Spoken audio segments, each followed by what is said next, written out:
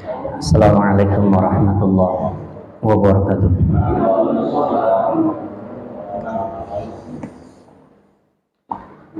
Innal hamdalillah nahmaduhu wa nasta'inuhu wa nastaghfiruh wa na'udzu billahi min syururi anfusina wa min sayyiati a'malina. Man yahdihillahu fala mudilla lahu wa man yudlil fala hadiya lahu. Asyhadu an la ilaha illallah wahdahu la syarika lah wa asyhadu anna Muhammadan 'abduhu wa rasuluh. Allahumma salli wa sallim wa barik ala nabiyyina Muhammadin wa ala alihi wa sahbihi ajma'in. Ya ayyuhalladzina amanu taqullaha haqqa tuqatih wa la tamutunna illa wa antum muslimun. Amma ba'du, fa inna asdaqal hadithi kitabullah wa khairul hadi hadi Muhammadin sallallahu alaihi wasallam wa syarrul umuri muhdatsatuha fa inna kulla muhdatsatin bid'ah wa kulla bid'atin dhalalah wa kulla dhalalatin finnar. Tsumma ma ba'd. Ikhwani wa akhwati fiddin, jemaah sekalian, Bapak Ibu kaum muslimin dan muslimat rahimani wa rahimakumullah. Ya, tentunya kita bersyukur kepada Allah Subhanahu wa taala di kesempatan malam Ahad yang kedua di setiap bulan ini kita kembali dipertemukan oleh Allah Subhanahu wa taala dalam kondisi yang baik, sehat, dan masih diberikan berbagai kenikmatan, baik itu iman maupun Islam, yang tentunya nikmat-nikmat Allah Subhanahu wa taala yang lainnya juga patut kita syukuri, dan tentunya juga patut menjadi bekal bagi kita sekalian untuk senantiasa bertakwa kepadanya. Ya, kembali di kesempatan perjumpaan kali ini melanjutkan kegiatan rutin kita di Al-Kabair, buah karya dari Al-Imam Adz-Dzahabi rahimahullah ta'ala, dan kita masuk di dosa besar yang ke-45, yang sebelumnya di pertemuan yang lalu kita membahas tentang larangan untuk banyak mencela, melaknat. Akan tetapi sebelum masuk ke bahasan yang baru, mengingatkan sekaligus juga mengambil momen beberapa hal. Yang pertama berkaitan dengan apa yang menjadi hal yang sudah lumrah diketahui oleh banyak orang, yang ramai diperbincangkan, yang viral. Kemudian kita coba bawa kepada kondisi keadaan sebagian orang di kesempatan bulan Desember ini. Sebelum kita masuk ke dosa besar yang ke-45 insyaallah ya. Jadi kita mengambil pelajaran dari apa yang terjadi. Kalau kita berada pada posisi orang yang dicela, dihina, kalau kita tanyakan kepada antum semua, bagaimana rasanya? Kalau antum dihina, kalau antum dicela, rasanya tuh gimana? Sesak napas. Kemudian kita tambahkan dengan pertanyaan yang kedua, kalau yang dihina adalah orang-orang yang terdekat dengan kita, yang dicela itu adalah orang-orang terdekat kita, orang yang kita cintai, orang yang kita sayangi gitu. Bagaimana reaksi kita, tanggapan kita? Bagaimana reaksinya? Biasa-biasa saja, santai-santai saja, atau bagaimana?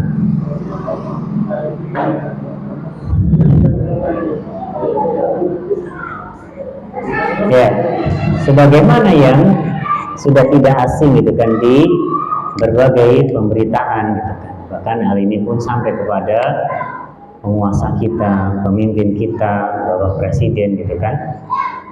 Cuma kita tidak terlalu mempermasalahkan ininya, ini sudah selesai, anggap saja. Yang menjadi masalah adalah ketika tadi dari dua pertanyaan yang saya munculkan, ketika orang yang dihina adalah kita sendiri, atau orang yang dihina adalah orang yang terdekat kita, tentu kecewa dan sakit hati lah. Nah, kemudian bagaimana kalau yang disakiti adalah Allah Subhanahu wa Ta'ala, yang dicela adalah Allah Subhanahu wa Ta'ala, yang dihina adalah Allah Subhanahu wa Ta'ala. Padahal kita senantiasa bertasbih kepada Allah Subhanahu wa Ta'ala dalam berbagai kesempatan. Di rukuk, di sujud, ini setidaknya jelas ya. Kita membaca Subhana Rabbiyal Azim, Subhana Rabbiyal A'la, baik ditambahkan wa bihamdi atau tidak.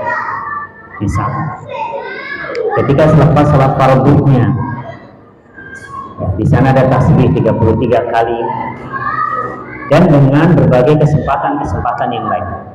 Adakah kita mengagungkan Allah, memuji Allah Subhanahu wa Ta'ala? Cuma masalahnya tadi, ketika Allah Subhanahu wa Ta'ala yang dihina, dicela, pada sebagian orang biasa-biasa saja. Kita lihat apa yang disebutkan oleh Allah Subhanahu wa Ta'ala di ayat yang ke-57 dalam surat Al-Ahzab. Ketika Allah berfirman, innal ladzina yu'dzuna Allaha wa rasulahu la'anahumullahu fid dunya wal akhirah wa 'adda lahum 'adzaban muhina. Sesungguhnya orang-orang yang menyakiti Allah Subhanahu wa Ta'ala dan juga menyakiti Rasulnya Sallallahu Alaihi Wasallam, Allah ancam mereka dengan diberikan laknat di dunia dan akhirat. Allah sudah sediakan bagi mereka azab yang menghinakan, sejalan dengan apa yang dilakukan oleh dirinya kepada Allah, menyakiti Allah. Pertanyaannya, bagaimana menyakiti Allah Subhanahu wa Ta'ala? Al-Imam Al-Qurtubi rahimahullah ta'ala menyebutkan beberapa penjelasan maksud dari menyakiti Allah Subhanahu wa Ta'ala, akan tetapi belum menyebutkan pendapat jumhur, kebanyakan atau mayoritas dari para ulama yang dimaksud dengan menyakiti Allah Subhanahu wa Ta'ala ma'nahu bil kufri, kufur kepada Allah, ya, mengingkari Allah Subhanahu wa Ta'ala, wa nisbatis sahibati wal walad wasyarikilah atau wasyariki ilaih, menisbahkan, menyadarkan adanya atau Allah Subhanahu wa Ta'ala memiliki pasangan, memiliki anak keturunan, dan bahwasanya Allah Subhanahu wa Ta'ala memiliki sekutu-sekutu, wa wasfihi bima la yaliqu bihi, dan memberikan sifat-sifat yang enggak pantas untuk Allah Subhanahu wa Ta'ala. Ya. Kemudian Al-Imam Al-Qurtubi melanjutkan beberapa pernyataan dari orang-orang kafir terdahulu, baik itu orang-orang Yahudi, orang-orang Nasrani, orang-orang musyrik. Adapun yang saya ambil di sini berkaitan dengan orang-orang Nasrani mengatakan Al-Masihu ibnullah, wal musyrikun al-malaikatu banatullah, wal asnamu syuraka'u. Ya. Orang-orang Nasrani mengatakan bahwasanya Al-Masih Nabi Isa alaihi salam adalah putranya Allah. Orang-orang musyrikin mereka mengatakan bahwasanya malaikat-malaikat Allah adalah putri-putrinya Allah, anak-anak perempuannya Allah. Nah, pertanyaannya adalah bagaimana reaksi kita, gitu kan, terhadap keyakinan-keyakinan seperti itu, yang setiap tahunnya kalau kita ambil kepada momen Desember ini, karena kalau secara tidak langsung kita membenarkan, kita mengiyakan apa yang diyakini oleh orang-orang Nasrani berkaitan dengan Nabi Isa alaihi salam. Apakah reaksi kaum muslimin sama seperti reaksi yang terjadi pada kejadian beberapa pekan yang lalu, yang ramai dan menggemparkan jagat maya maupun jagat nyata, ya kan gitu. Apa reaksinya? Bahkan dianggapnya biasa-biasa saja. Kan aneh. Padahal Allah Subhanahu wa taala yang dihina. Allah Subhanahu wa taala yang dilecehkan. Ya. Bahkan sampai-sampai Allah Subhanahu wa taala pun menyatakan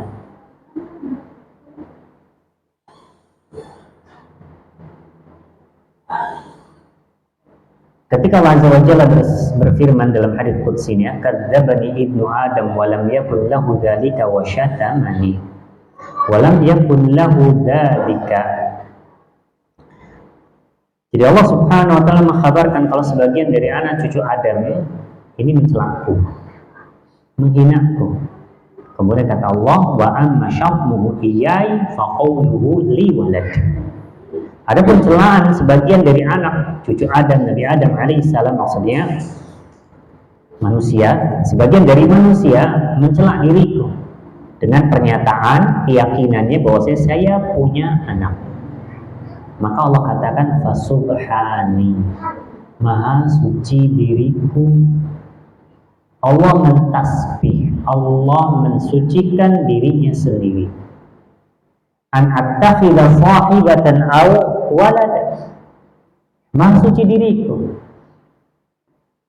kalau aku menjadikan seseorang sebagai pasangan Allah dan sesuatu atau seseorang sebagai putranya Allah Subhanahu wa taala. Allah sendiri mengagungkan dirinya, Allah sendiri mengkhabarkan dirinya bertasbih untuk diri.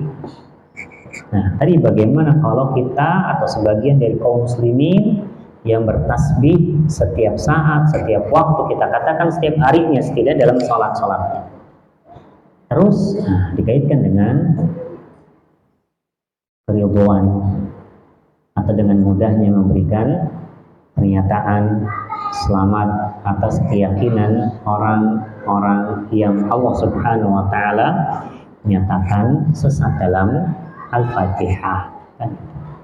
Makin menjadi bahan pelajaran buat kita.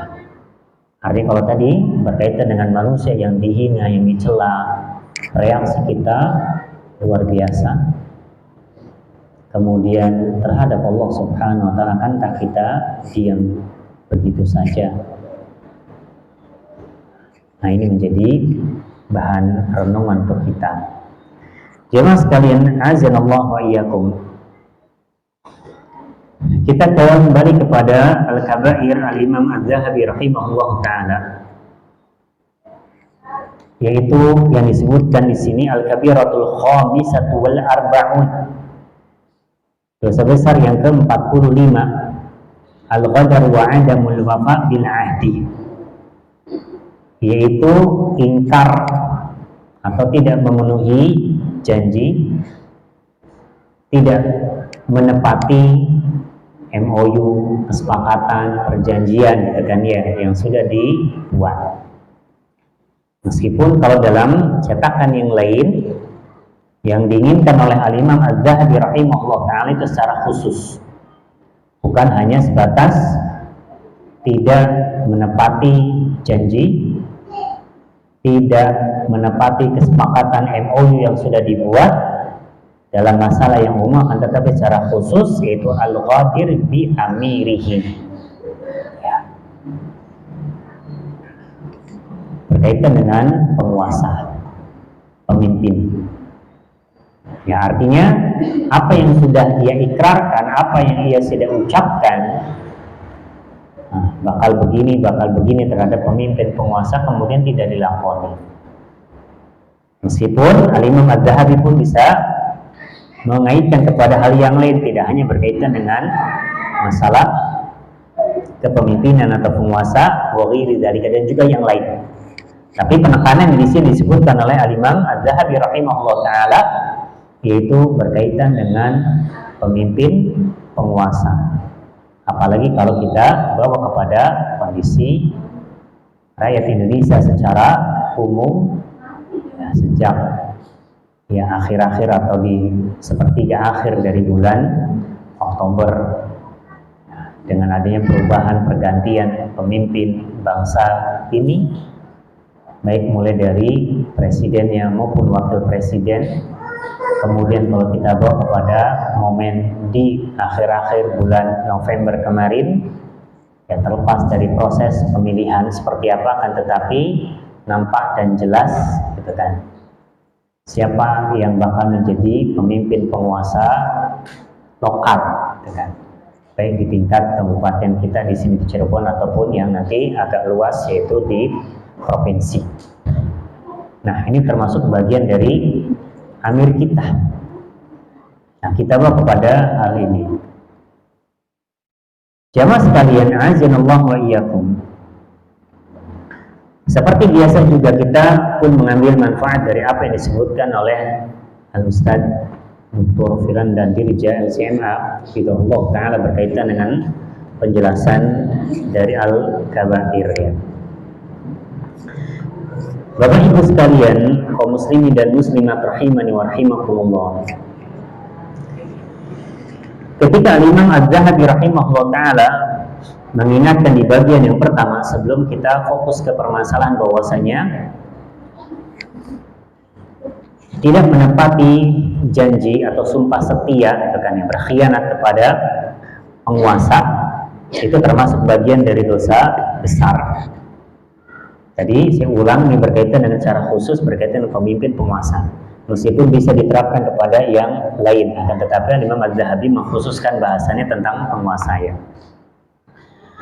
Dimulai dari dalil-dalil secara umum yang mengingatkan kepada kita semua untuk memenuhi janji, kesepakatan, MOU itu harus dijalankan sesuai dengan klausul, sesuai dengan poin-poin yang sudah ditetapkan, disepakati apa aja.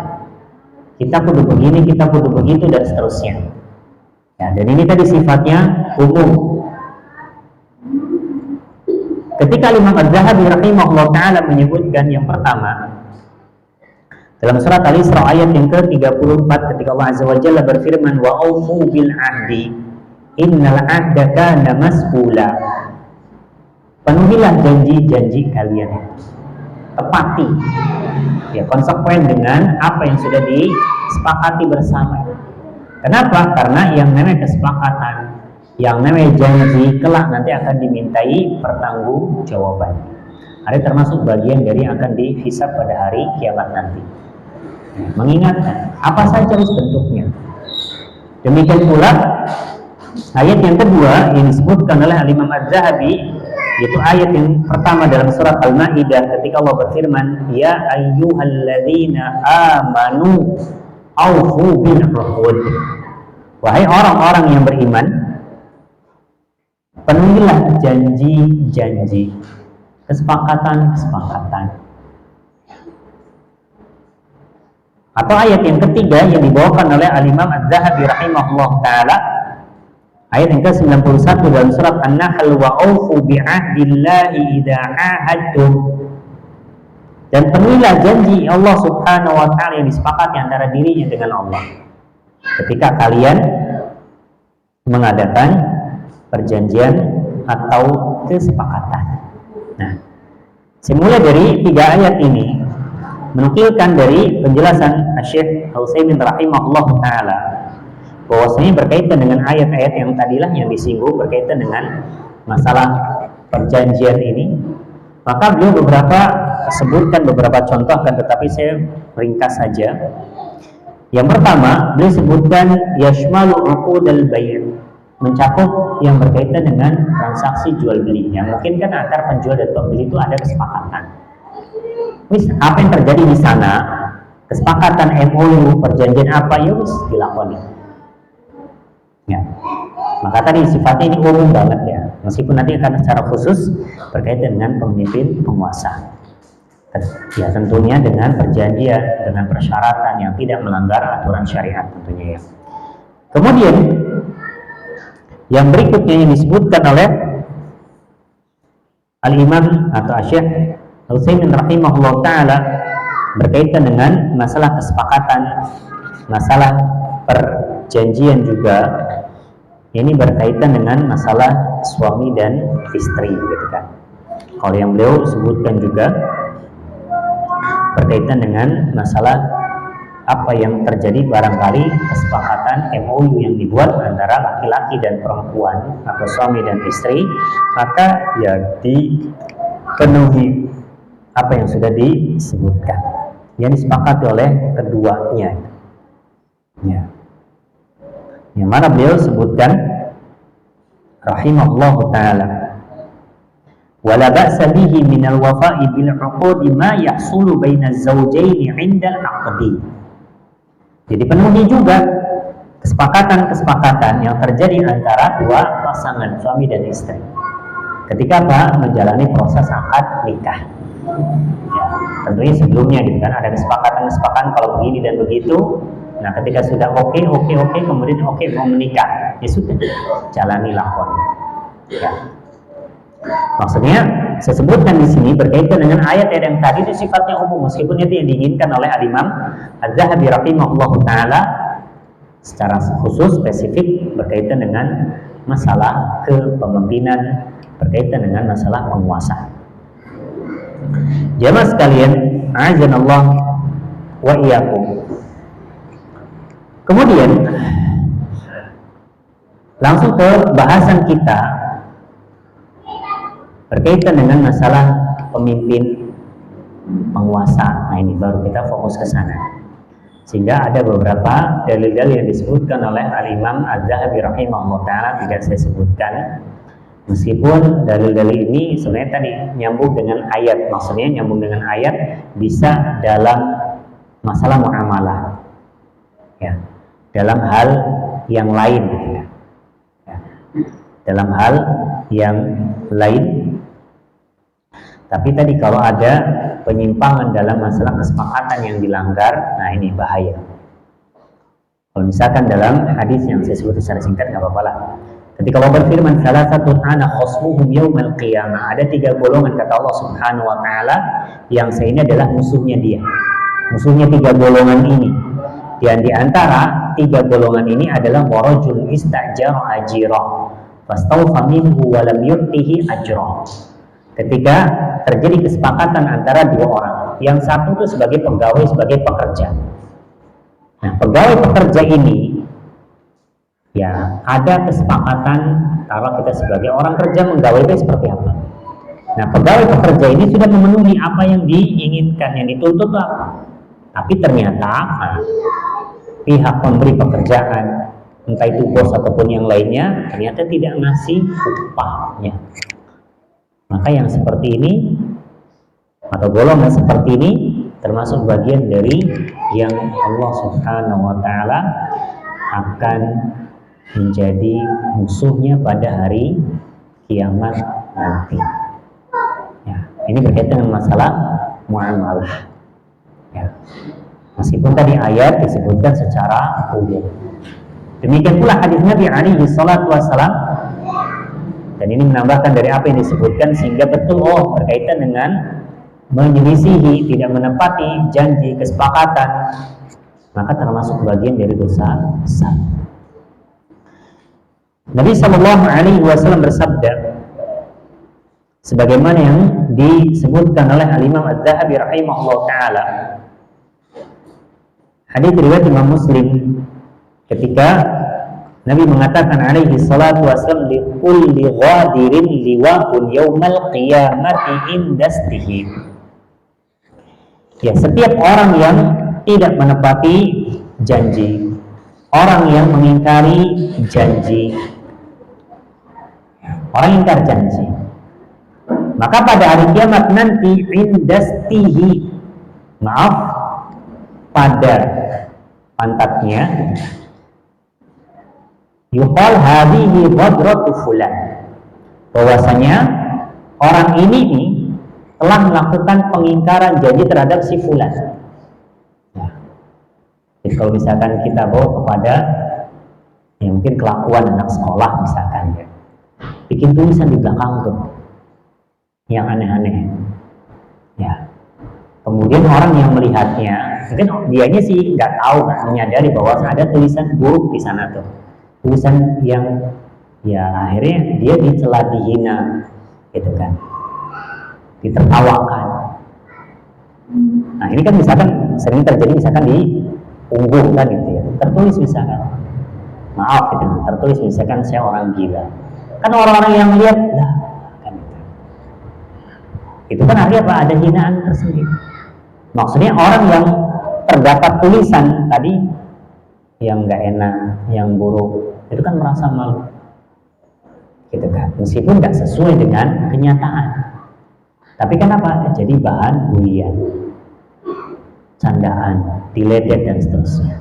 Bagaimana kalau kenyataan real gitu? Maksudnya orang itu betul-betul, ya kan? Apalagi tadi disebutkan orang ini punya urusan tuh dengan itu, seseorang itu. Yang Nabi katakan alaihi salatu wasallam, hadihi ghadratu fulan. Ya. Bahwasanya orang ini nih, orang yang melakukan pengingkaran terhadap si fulan, si A, si B, si C. Nah, dan ini apa? Berarti bentuk ya kehinaan yang Allah Subhanahu wa taala berikan kepada mereka.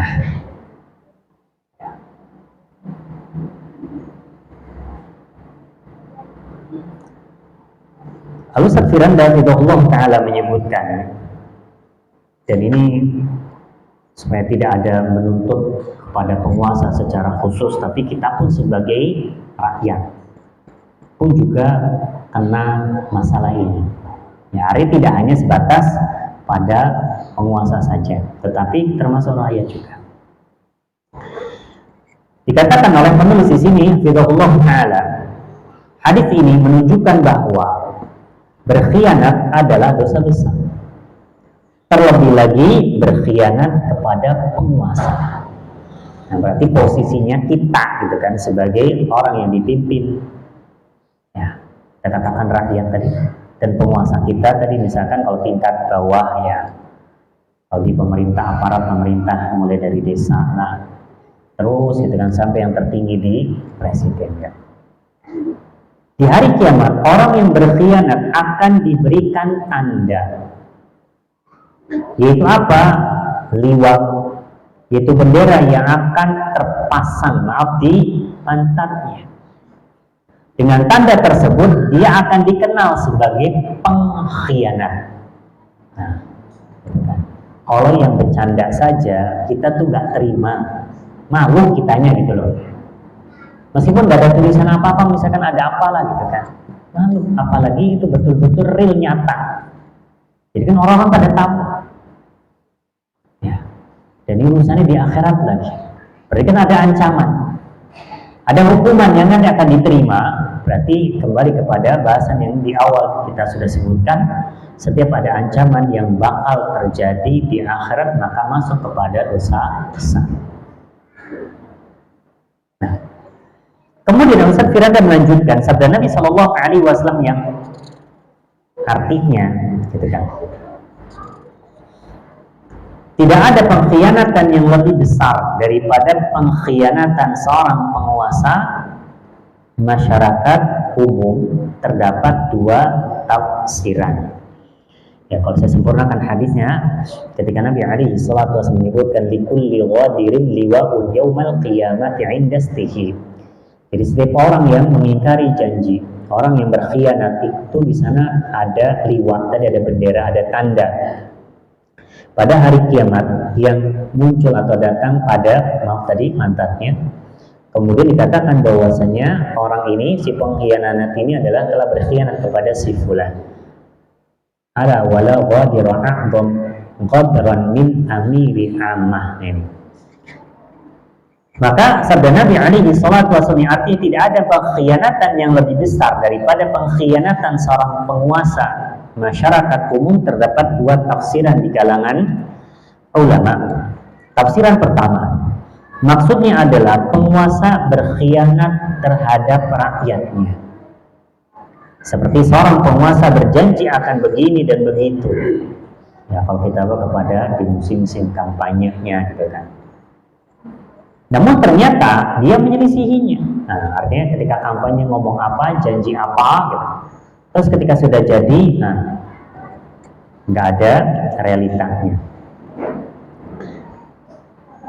Begitu juga penguasa yang menipu rakyatnya demi kepentingan pribadinya, maka tidak ada pengkhianatan yang lebih besar daripada pengkhianatan penguasa seperti ini. Nah, jadi maksudnya ketika dalam hadis tadi bisa saja terjadi pengkhianatan ini tadi dari penguasa ke rakyat atau rakyat ke penguasa. Tafsiran yang kedua, maksudnya adalah rakyat yang berkhianat kepada pemimpin. Kalau tadi pemimpin penguasa kepada rakyat, ini rakyat kepada pemimpin penguasa.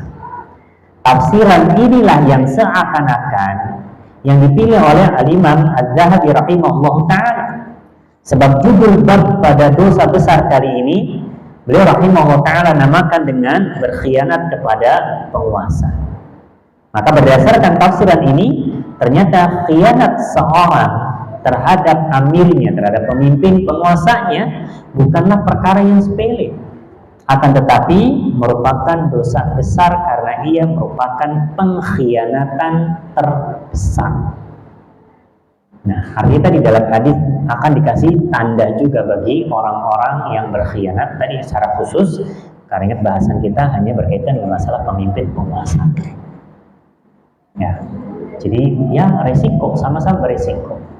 Oleh sebagai pemimpin, sebagai penguasa, kalau tidak menepati janji saat kampanyenya, kena ancaman ini. Demikian pula rakyat misalkan tidak taat, tidak mendengar terhadap pemimpin penguasa, ya sudah, ini pun juga akan kena juga. Ya. Jemaah sekalian, azanallahu wa iyyakum. Kemudian berikutnya, tadi secara khusus ketika seseorang tidak menepati janji sebagai seorang rakyat, sebagai yang dipimpin terhadap pemimpin penguasanya, kalau misalkan melanggar kesepakatan perjanjian, nah, ada ancaman berikutnya. Hadis Nabi alaihi salatu wasallam yang dibawakan oleh Al-Imam Az-Zahabi rahimahullah ta'ala. Ketika Nabi mengatakan alaihi salatu wasallam, man khala'a yadan min ta'atin laqiyallaha yawmal qiyamati wa la hujjata lahu wa man mata wa laysa fi 'unuqihi bai'ah mata mitatan jahiliyah. Rawahu Muslim. Ya, siapapun orangnya yang melepaskan tangannya dari ketaatan terhadap pemimpin, ya, kalau ibaratnya dengan tangan itu kan sepakat, setuju, berjanji gitu kan, bakal melakukan apa yang diinginkan oleh pemimpin penguasa. Ketika dilepaskan dari itu, kemudian meninggal dunia dalam kondisi seperti itu, ya, tidak taat terhadap pemimpin penguasa, sementara tidak ada hujah baginya, maksudnya tidak ada alasan yang dibenarkan oleh syariat. Jadi ketika nanti meninggal kemudian bertemu dengan Allah Subhanahu wa ta'ala, nggak punya alasan yang kuat yang dibenarkan, kemudian dia nggak punya ada bai'ah pada lehernya, karena tadi sudah dilepas sih gitu kan, maka orang tersebut meninggal dalam kondisi seperti meninggal pada masa jahiliyah. Ya, artinya jemaah sekalian rahimani wa rahimakumullah, bukan berarti orang tersebut menjadi bagian dari orang-orang musyrik jahiliyah, bukan. Ya, bukan berarti pengkufuran atau takfir terhadap orang seperti itu. Akan tetapi Nabi alaihi salatu wassalam menyerupakan atau menyamakan orang yang modelnya tadi dengan orang-orang jahiliyah. Kenapa? Orang jahiliyah itu nggak punya pemimpin, nggak punya penguasa. Kenapa? Mereka masing-masing tuh ngaku merasa sebagai penguasa pemimpin, bong diatur sama yang lain-lainnya.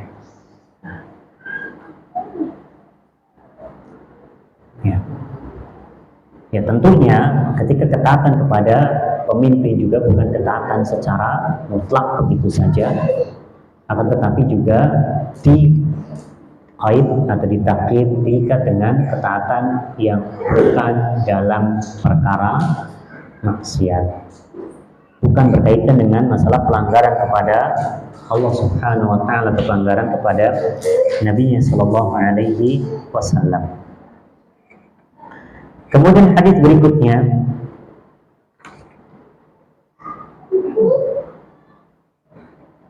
ketika ketidaktaatan orang yang dipimpin terhadap pimpinannya. Dalam hadis Nabi alaihi salatu wasallam yang disebutkan oleh Imam Az-Zahabi rahimahullah taala berikutnya, ya, saya ambil potongannya saja yang masuk kepada bahasan kita. Wa man bay'a imaman, barang siapa yang membaiat imam, pemimpin, maksudnya penguasa, fa'aqahu saqata yadi, kemudian dia sudah menjabat tangannya ini, ya maksudnya ya ketika membaiat, kemudian ya dia secara lahir ya harus berjabat ucapan selamat, atau misalkan ya itulah sebagai bentuk ya ucapan selamat atas kemenangan, atas keberhasilan dan seterusnya. Juga apa? Memberi samrata qalbihi, buah hati, artinya lahir batin, wis nerima. Fayuti'u in istafan, maka hendaknya dia mentaati. Jadi kalau sudah tadi kita sudah mengakui seseorang sebagai pemimpin penguasa kita, terlepas dari caranya bagaimana, ya ini kita beda bahasan lagi. Pokoknya sudah ditentukan bahwa sisi A si B ini sebagai pimpinan kita, penguasa kita, ya sudah kita berikan loyalitas kepada mereka, kita taat kepada pemimpin penguasa kita sejalan dengan apa yang Allah Subhanahu wa taala dan Rasulnya sallallahu alaihi wasallam perintahkan untuk mendengar dan taat. Kemudian sudah taatilah semampunya. Fa in jaa'a akharu yunazi'uhu fadribuhu fa'al akhir. Tapi ketika ada orang yang memprovokasi, pengen ada usaha upaya untuk menggulingkan, bahasa kita mengkudeta, ya sudah yang datang ini apa di tunggal, dalam artian dilawan. Ini akan mengganggu stabilitas keamanan negara. Jadi kalau namanya urusan kudeta itu bukan masalah yang enteng, bukan alasan atau bukan kondisi yang biasa-biasa saja. Meskipun di sini ada namanya apa, batasan berkaitan dengan oke lah. Kemungkinan bisa saja terjadi kalau misalkan pemimpin penguasanya adalah menampakkan kekufuran. Tapi kalau misalkan mereka adalah muslim, terlepas dari kurang taatnya atau bagaimana, sudah tetap kita mendengar dan taat. Maka ketika disebutkan oleh Ustaz Firanda di sini secara singkatnya,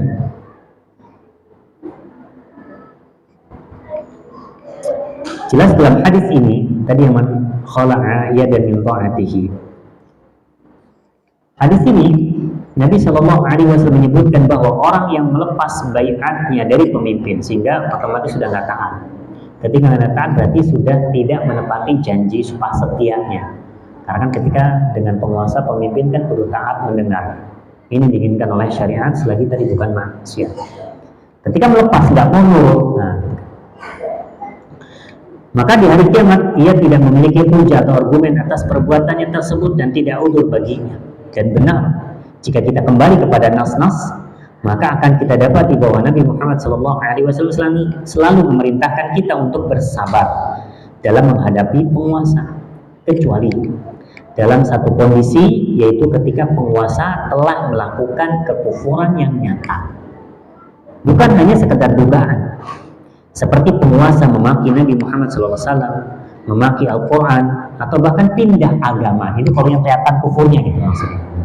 Kalau masih menampakkan Islam, bahkan masih muslim, masih sholat, masih enggak gitu, ya nggak bisa. Oh kayaknya dia enggak. Jadi itu jelas-jelas memunculkan kekufuran sejalan dengan hadis Nabi alaihi salatu wasallam, ala taru kufran bawahan indakum minallahi fihi burhan, kecuali jika kalian melihat kekufuran yang nyata pada mereka, pada pemimpin penguasa, yang kalian memiliki bukti di sisi Allah Subhanahu wa taala. Tapi dengan catatan lagi, walaupun ia misalkan penguasa di daerah tertentu orang kafir kita katakan, Ya bukan serta-merta juga mengkudeta. Yang perlu diingat di sini juga, namun dengan catatan dalam menggulingkan penguasa yang telah kufur secara jelas, kita harus menimbang maslahat dan mudarat dalam proses tersebut. Jika ternyata mudaratnya lebih besar, maka kita tidak boleh menggulingkannya. Cukup bagi kita untuk bersabar. Jadi walaupun iya ada kekufuran nyata, dilihat maslahat mafsadatnya. Jadi kemarin ketika sempat dengar kabar info berkaitan dengan penggulingan presiden mana? Nah, Suriah itu kan jelas mereka memang pemimpin ini termasuk tokoh kekufuran. Tapi kan mungkin sebelum-sebelumnya kaum muslim yang ada di sana juga bersabar karena kekuatannya. Ya kan kita tadi menimbang mafsadah dan maslahat. Tapi ketika ada kesempatan bisa. Ya, alhamdulillah Allah Subhanahu wa taala memberikan kemenangan bagi kaum muslim dan Allah Subhanahu wa taala menjaga negeri-negeri kaum muslimin. Wallahu taala a'lam bishawab.